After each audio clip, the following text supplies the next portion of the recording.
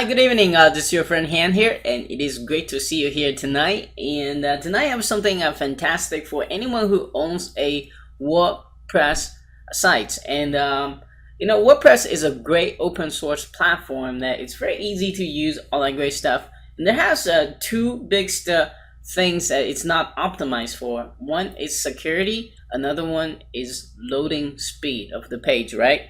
So if you're just using the out-of-box WordPress site, there's a lot of things it's not optimized. And as we all know, that loading speed is gonna really help you ranking because people are gonna instantly get what they wanted. They're gonna stay longer. Secondly, it's gonna help you conversions. I mean, imagine you hitting on a site, it takes forever to load. Then gonna leave it, go to the next your competition site, basically, right? So when you speed up your web page, your WordPress site, it's going to really help you increase your ranking and increase your retention rate, and most importantly, increase your conversion rate, right? So nowadays, and we using this little thing called mobile device and iPad and all that great stuff. It's even more important because those devices are have a slower download speed and download. If you have to download a huge image file, which is okay, maybe on PC or Mac, with a high-speed internet. But when you view this thing on here, it's gonna taking forever, right? So, what is the solution to all this? Well, please let me introduce to you a great product and coming out tomorrow, and the name of the product is called the Page Speed Mechanic. As you can see over here, it is by Lisa Ellen again, and we all know she creates nothing but the best quality course stuff. So what it is essentially is it's going to teach you how to optimize your WordPress so you will load fast, and it's also going to introduce some tools, including hosting, including how to optimize image, all that great stuff. Just watching that, actually, just watch the video right after the interview. You give an entire overview of what's going to cover inside the course. Not just only that, Lisa also including one of the kind of plugin which I have not seen anyone offering on the word form. That is a unique plugin that's going to really help you optimize your image for both you viewing the stuff on the desktop, also view on this mobile device too. So kind of be looking out for that tomorrow as well. So for now, I have got Lisa to do a quick interview with us, and just to share some of the tips that you can implement today to start speeding up your website so that you can rank high, and your visitors are going to love you more, and your conversion rate is going to keep going up as well. So this is for your friend Han, and please enjoy the interview. Until next time, keep smiling, and I'll talk to you soon. Cheers. Hi, good afternoon, ladies and gentlemen, and this is your friend Han again. It is great to see you here this morning, and today I have Lisa with us again, and it's great to have her back. She's going to be here to share something that's very, very important to anyone who owns a WordPress site, because we know the speed of your website loading is going to be a very important factor for a lot of reasons. For example, ranking, conversions, and also for mobile devices as well nowadays. And Lisa is going to teach us exactly how can you speed up your website so that Google's going to love you, you're going to get more conversions, and also people on mobile devices now can check out your page a lot faster. At the end of this interview, she's going to introduce her course that's going to teach you more detail about specifically how to speed up your website for ranking and conversions, a whole bunch of other great stuff. She actually has this awesome plugin you want to hear about it as well. So before we get into that, let's learn who Lisa is, how she got started with internet marketing, and but most importantly, what exactly did she do to achieve a level of success that she has today. So Lisa, could you kind of take over the mic, kind of share your unique internet marketing story with us today? Sure, Han. Well, I've been in internet marketing sort of as an e-commerce merchant for about 10 years. So I guess it's not really the direct IM field as most people think of it, but I've just been kind of online and just minding my own business selling products. And so most of the things that I come up with as far as the IM space really derived from my experiences as a commerce merchant, trying to cope with Google and trying to deal with IT headaches and all of the, the selling things that I need to do in order to move products. Mm-hmm. And so a couple of years ago, I actually had sort of a little run-in with Google.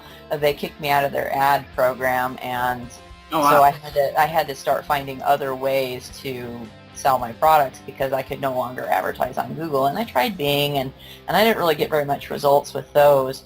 And so I started learning about SEO, and I know that's really crazy, but up until that point, I really didn't know anything about SEO. I had stores that were doing thousands of dollars a month, and yet it was just sort of an accident, I guess. So once I started learning about SEO, I got into some coaching programs, and from there I started learning a lot more about how everything really works in the IM world and other things that I need to be aware of. Yeah. And so it's just kind of gone on from there. Yeah. So what was that one thing kept you going to not giving up, but kept going and trying different routes and finally be successful again? Well, you just really can't give up because you're going to be around in this world unless you decide to, stop. But you're going to be around in this world, so you might as well keep working on it. You can't stop because that's when you're beaten. And it's not that I haven't wanted to stop a few times, but I just can't. I can't bring myself to just kind of give up. So. Okay. So let's talk about the importance. I know we all own, most of us own WordPress sites, and it's, I mean, in a sense, it's a very nice system to work with, but in a sense, it's not. So specifically, can you talk about how unfriendly when it comes to loading your site faster with the platform of WordPress is, and what are the and to also talk about why it's important to have your site load fast. Sure. Well, one of the nice things about WordPress is that it is so easy to use. That is why there are millions and millions and millions of sites using WordPress. But that is also a little bit of a downfall for it because it is so easy to use. There are a lot of people using it who have no idea what it really means to maintain the website, and they have, there's just a lot of things that they don't consider, and they're not highly technical, and so those things get neglected, and WordPress in particular will slow down over time and become slower and slower. A few of my students actually discovered that some of their older WordPress sites were loading in something like 12 seconds, which is just insanely bad.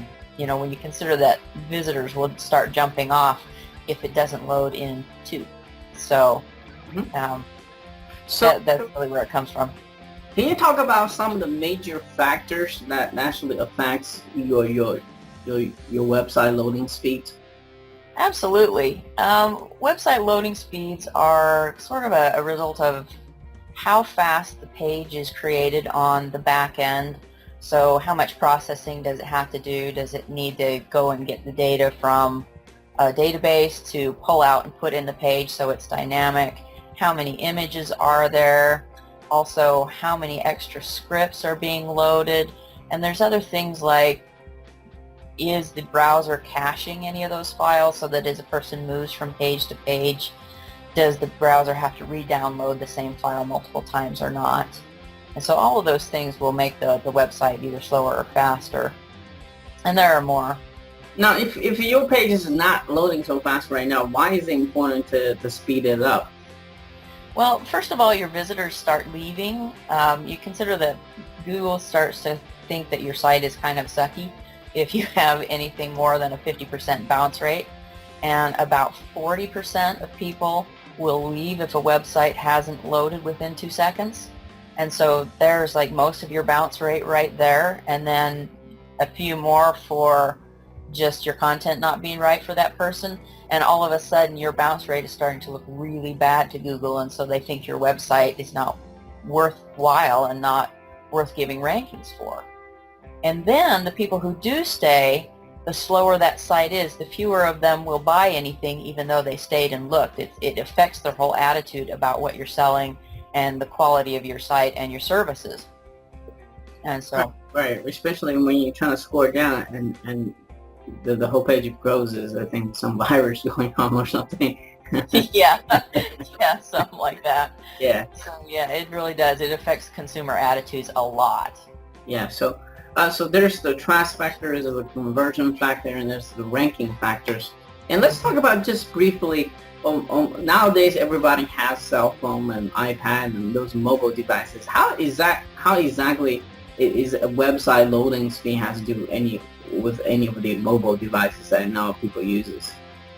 Well, the mobile devices are expected really to overtake, sometime by the end of this year, overtake desktop views, not only mobile but tablets. And so when you're loading, like say, images that are really big, or you have a lot of requests, that device, that little tiny device, is really struggling to download all of those extra things. And so because that device is already a little bit slower and a little bit hobbled by its smaller processors and smaller memory sizes, you really have to make sure that you are providing a good experience for those consumers. Because even though they are slightly more patient than desktop users, they are getting less patient the faster those phones get and the more people who are on them. And they're really starting to have more of an expectation that their experience on their smaller device will be similar to what they're on their home computer. Awesome, awesome. Can you give maybe one or two, maybe or three things that my friends who listen to us right now and watching us right now that can start implement on their own websites to kind of start to spinning up the sites, maybe a little bit, maybe a lot, and Mm-hmm. Oh, absolutely. Images are one of the most important things. You'll find that a lot of sites are really hobbled by the way images are inserted into their posts. Because, if you get an image that on your screen is like, say, this big, mm-hmm. and you go in and you insert that into your post, and inside the browser, in WordPress, how you can just kind of drag the corner and make it smaller. Mm-hmm. Well, that doesn't actually make the file size smaller. It just looks smaller on the screen. So the browser still has to download that whole big thing. So one of the things that you should do immediately, really, is stop doing that. When you want a smaller version of an image, make one and use the smaller one, and that will decrease the amount of actual wasted bandwidth quite a bit. Another thing with the images is to make sure that you always specify the size. You know how you have the height and width in the HTML? Mm-hmm. If you don't specify the size, then the browser has to download the whole image before it can allot space for it in the layout. And so that makes it so that it looks to the end user like the page is taking a lot longer to load because the browser has to wait before it starts showing something. Oh, wow, I didn't know that part. That's kind of interesting. Yeah, and it's, like I said, getting the images, the dimensions is really easy, so. How about, does the hosting company has anything to do with it? Yeah, there are some hosts that are better than others. Shared hosting is always a little bit harder to deal with than, like, say, reseller hosting. So yeah, you should always get the best hosting that you can. Go with a good one. That's really actually pretty important. What about those cache plugins, or I forgot what they're called now, but yeah, those are awesome. Those Those ones usually what other people kind of recommend to put in that. Yeah. And can you for those who just started using WordPress themes, can you explain what the cache, what is all that? What exactly that does? Okay, well, with caching, there's two types of caching. There's browser caching, which is where you tell your visitor's browser to save copies of things and not ask for them from the server again a second time. Okay. And then there's server-side caching, where the server will go through and it will do all the work that it has to do to build the page. So it goes and it gets this information from the database, and then it processes and figures out how to format everything. And normally it would have to do that every single time somebody requested that page. So I request a page, I say, hey, go give me that page, and you say, hey, I have to go and build this for you. And then another person comes and says, hey, give me that page, and you again say, hey, I have to build that for you. But with caching, what it does is it builds it the first time and then it stores it over here on the disk or in the database, and so instead of having to build it again, it just uses the copy it already built. Yes. And so that really speeds things up a lot. So that reduces CPU powers and right, process. and the delay of having to build it again. Okay. So how about those like I never really truly understand this those cloud hosting or something called Flare. I don't really understand. Yeah, those are another kind of caching actually, is that they sort of I never understood it, so I don't know if you can maybe just briefly explain what that is as well. Well, there's a couple of different things that cloud servers do and CDNs do, is that usually you will put the very intensive resources like images and your scripts and things like that, you'll put them off on this separate server.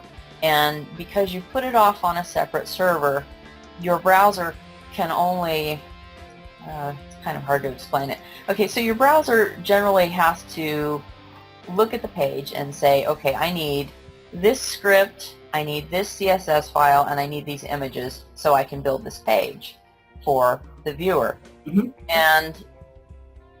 But it can only download a certain number from one host at a time. Oh. So if you're like, say your domain is say brandywinejewelrysupply.com, and I have 4 requests from there, the 5th one will have to wait until one of those has loaded. Oh, okay. And so when you use a CDN, you're partly spreading out different hosts so that the browser will start loading the 4 from this, and then it will go and get 4 from some other host, which is your cloud. So is it each cloud have just a exactly duplicate of your website, or I never understand that part? It depends on how it's implemented. A lot of them you'll just put your images or just your scripts, okay, or just your CSS there. Okay. You don't really want to spread it out any more, I think, than about 2 to 4 hosts, though, because then you start to lose some time with DNS lookups. It sounds really technical, but it's not actually that bad. That's fine. So, yeah, it's kind of a balancing act there. Cool. So, and let's talk about for those who want to learn about how to speed up your website and you know, increase your ranking conversions and deal with mobile devices. I think you have this excellent course coming out. Can you talk about the name of the course, time of the launch, and what exactly they're going to learn inside the course, and the price point, and how long I'm going to keep it open, and all that good stuff. And when we get some time, we should talk about the OTO as well. Okay, great. Well, the course is called Page Speed Mechanics, and what's in it is a step-by-step guide of all of the major things that you can do to speed up your website using the least amount of work. It's kind of like the low-hanging fruit, the things that you get the most results for with the least amount of work and without having to really spend any money. But it's kind of drawn from the things that I learned last year when I was trying to speed up my own website, because I had installed a new shopping cart. Mm-hmm. And I'm on there and I'm working on the development in the sandbox of the shopping cart. Mm-hmm. And I'm thinking, you know, this just feels so slow. Mm-hmm. What's the matter with here? You know, can I find out if this web, you know, if it really is as slow as it feels to me? And so I went and did some checking, found some tools, and found out that it really was loading slow. But it was only loading like half a second slower than my old cart. And so I really was able to notice it, and that's kind of how I got into it. So this is drawn from all the things that I went and found out how to optimize using my sites. And so it covers things like how to optimize the images, how to keep the database clean and running fast, how to force your visitors' browsers to cache pages so it makes less requests, how to do server caching, how to reduce the number of requests, how to make image files smaller actually without losing any quality, mm-hmm. and a whole bunch of things really. But there's really just a lot of things, and no one website is going to be guilty of all the same things. So I've really laid it out as how to discover what your particular website needs and to fix it really quickly. Now, is what's the format of course delivery? Is it just PDF and videos? It's videos plus PDF, and I have a mind map. Okay. I like to always have videos so that people can actually see how something is implemented, and then I usually provide checklists so that you can refresh what you need to do really quickly, and kind of take those PDFs with you. And maybe after someone started course, how long will it take them to kind of go in the site and tweak everything? Like an hour worth of work, or? Well, it's not something that you need to do all at once or even sequentially. You just need to look at your particular website scores, and I have an awesome site that I show them how to actually look up and figure out what they need.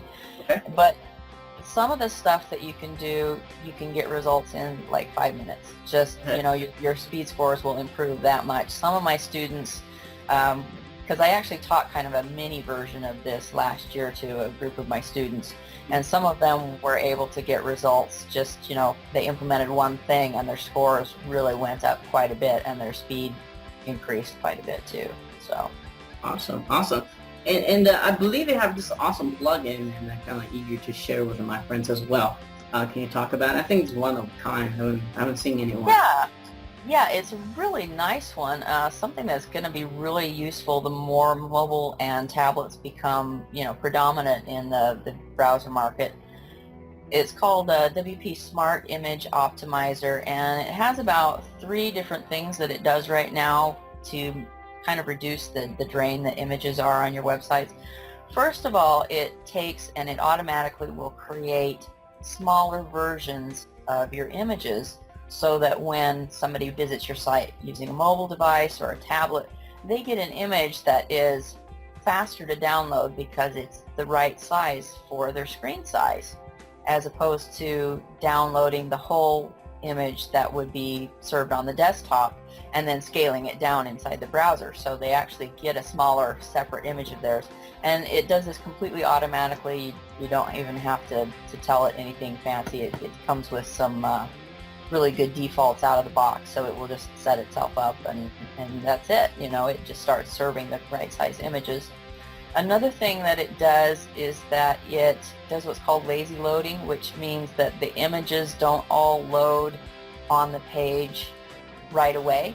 So if there's an image that's down below and the browser hasn't scrolled down to it, that image won't be loaded immediately, and so it will speed up the page, and so it will feel like that page loaded just like that, because it didn't load absolutely everything. It will load them as you scroll down, and it does that automatically too. And then it also combines images. If you have posts that have a lot of images in them, and it will combine them into what they call sprites, which means that it shows just a piece of the image that you need.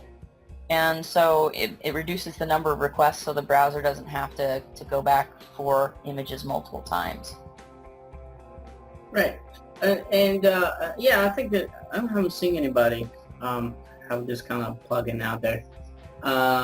Maybe just me, but and I think your next one is going to be interesting to all the offliners and that, or not even offliners, just anyone who want to kind of providing this type of service to other people wants to learn how to do it, because like you said, not everybody uses WordPress and want to go into all that technique stuff. I know I don't. I'd rather hire somebody to do it for me. Yeah. So and can you talk about that OTO as well? Yeah, it's called Page Speed Profits, and I basically go through the steps of how to quickly find websites that can really use your help. Help you identify the ones that are most likely to actually sign up for services. So we're talking about the websites and website owners who have the most to lose, because they really depend on their websites, and it's really bad for their customers to be leaving. Basically, it's about commerce sites that are the most likely to actually go in for this. And so I show how to identify them. I've got some footprint files to help you scrape potential clients. There is a template pack for prospecting and for building a case, kind of to show off how their competitors are doing compared to them and how much actual sales they're probably losing from their website speed. And then I've got a nice little presentation that can be used to help close the deal that's rebrandable. Awesome. So, Yeah, awesome. Yeah, I think I got all the questions I need to ask you here, Elise. okay, great. Yeah, and do you have any kind of maybe final words of wisdom you'd like to share with us before we leave here today? Well, just final words of wisdom. I'm Chinese, so always, wisdom, I right? left my fortune cookie at home. Oh wait, I am home. Well, mobile and tablets are just becoming so important, and the website speed is becoming the distinguishing factor between a lot of websites. So one thing that we haven't mentioned so far, really, as far as like the benefits of speeding up your site, did you know that just by speeding up your website, Google has been shown to send you 15% more traffic? Your website gets faster, you get 15% more traffic. It's, they are folding that into their algorithm. So if you're having trouble getting onto the first page and, your competitors are less targeted than you got to look at your site speed, because that's probably something that is holding you back really big time. And, you just never would know it. It's the hidden killer. Right, and also you have a very interesting statistic on conversion too. I think you kind of mentioned here as well. Yeah, for every additional 1 second beyond 2 that it takes for your website to load, so if consumers are patient up to about 2 seconds and your website loads in 3 seconds, not only are you losing 40% people who are jumping off, but the remaining people who stay are buying 7% less of the time.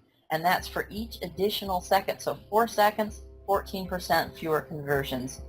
5 seconds, it becomes, 21% fewer conversions. So the slower your site is, the more you're losing. It's a lot.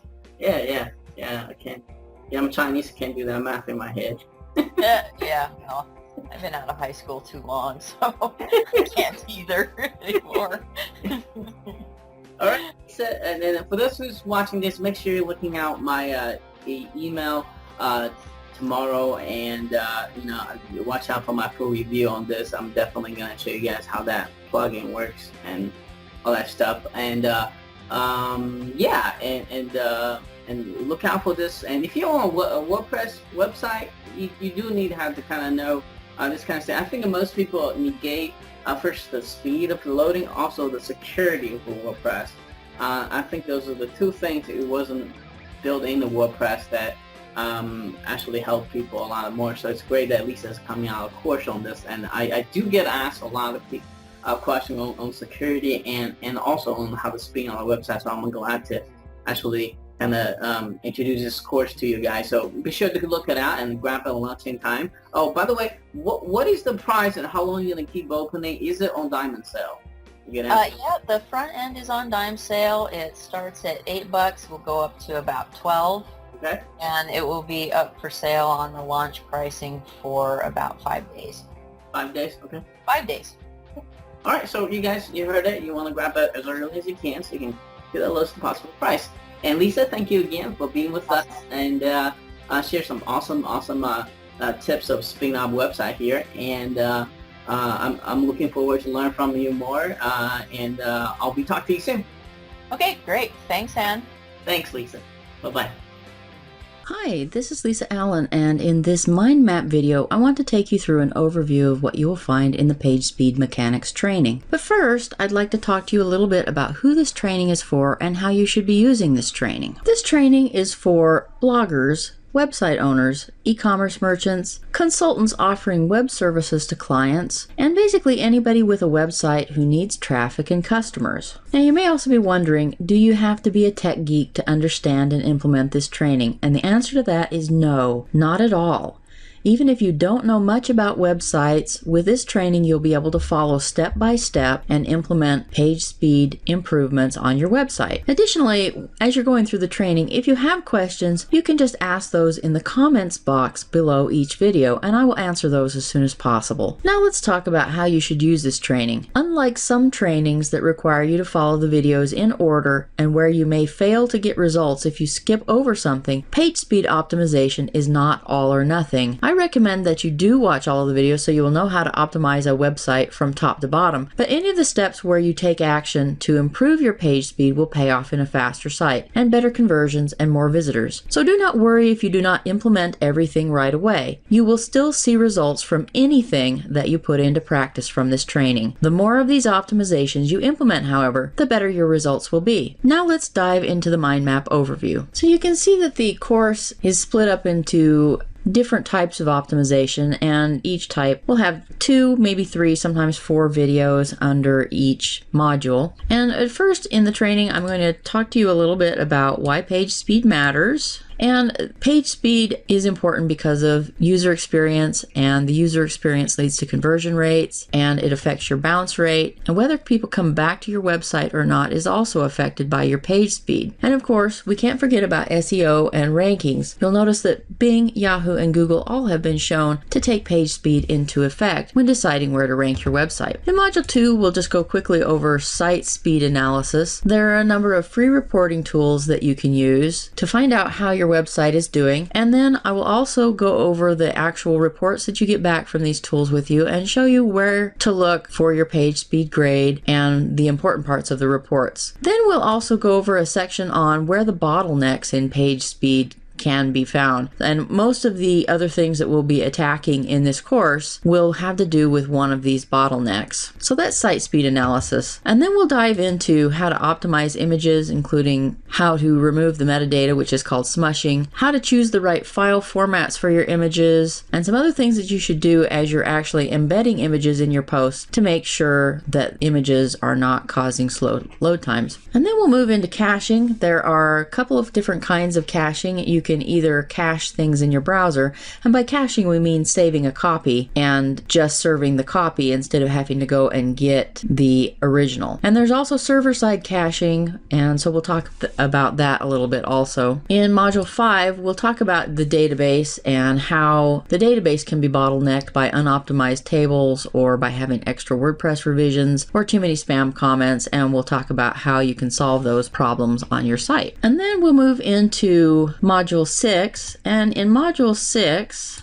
we'll talk about WordPress configuration. And you'll notice that I cover WordPress a lot in this particular training, and the reason I chose WordPress as my example is because there are just so many sites running on WordPress. There are millions and millions of sites running WordPress, but much of the stuff that I am teaching you in this course also applies to other types of content management systems and websites in general. So even if you aren't running WordPress, there is a lot of this that you'll be able to implement on your website. It's just that the examples will be using WordPress. So we'll talk about plugin numbers, how the theme can affect your speed and widgets. And then we'll also talk a little bit about file compression, how text files can be made smaller, and how JavaScripts and CSSs can be made smaller. And then in Module 8, we'll also go over reducing the number of requests. Now, the number of requests that a browser has to make to load up a page is really important, and there are a lot of ways that having too many requests can slow down the site. So we'll go over some of the ways that you can have too many requests. For instance, slow social button services,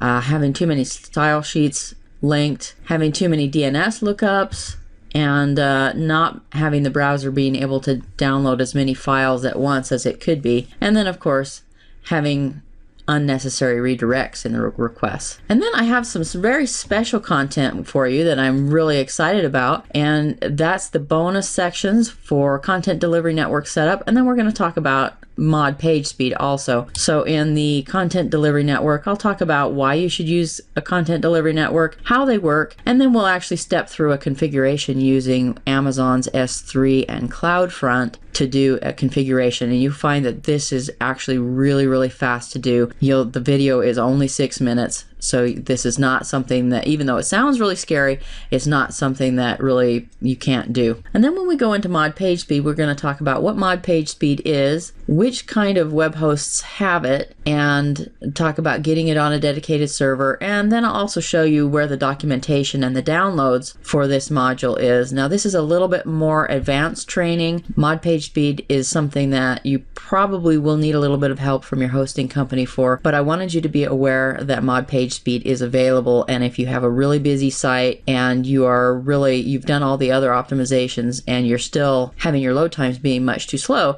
then mod page speed may be a good option for you to pursue next. So that's it for this mind map overview, and next you should move into the checklist section of videos and start watching and following the steps there. And if you have any questions, don't forget to put them in the comments box below each video and I will help you as much as I can. So let's move on to the checklist videos and I'll see you there.